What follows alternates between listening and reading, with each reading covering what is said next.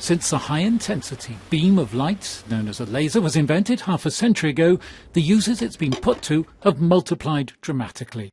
From delicate surgery to scanning your shopping, from manufacturing to military applications.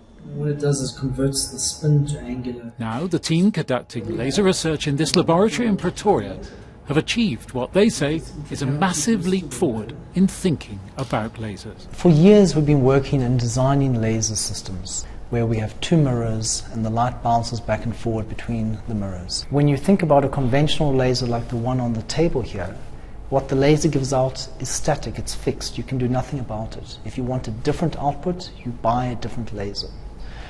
We wanted a way of, with a click of a mouse, to change what comes out of a laser. In essence, they've developed a laser capable of changing the shape of its own beam. And one of the many uses they envisage for it is to tackle one of the most pressing challenges in communications, to increase bandwidth. The digital laser could do so with the patterns of light it creates. And you could send these patterns down the fibre. If you can record the patterns on the other side, you have just increased the bandwidth of the fibre. By how much? However many patterns you encode the information in. It's limitless. It's projected that we're going to hit a bandwidth crunch within the next 5 years. People are downloading more videos and talking on cell phones. We need new technologies. We have our laser output on this mirror here, so the laser will come out all the way to an LCD screen. And that was the breakthrough, using a liquid crystal display in place of one of the mirrors, fed with images from a computer. Sandile Ngcobo is the researcher who proved that the digital laser could work. So as you change the picture, the laser will produce different mode shapes depending on the picture that you put on LCD screen. And that information is being directed into the heart of the laser itself? Yes, the shaping is done inside the laser. There's no external beam shaping.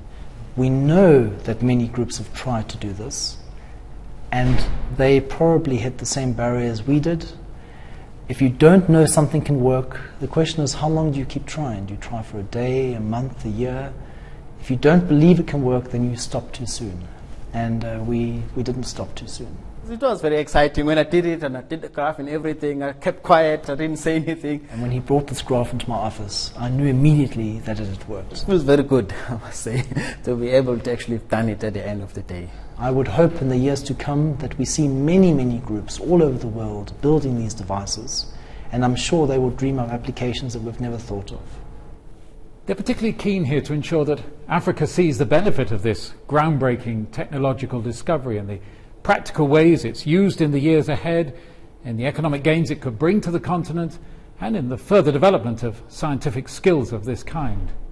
The digital laser, they point out here, will probably always be behind-the-scenes technology, but they believe it won't be long before we all see its impact.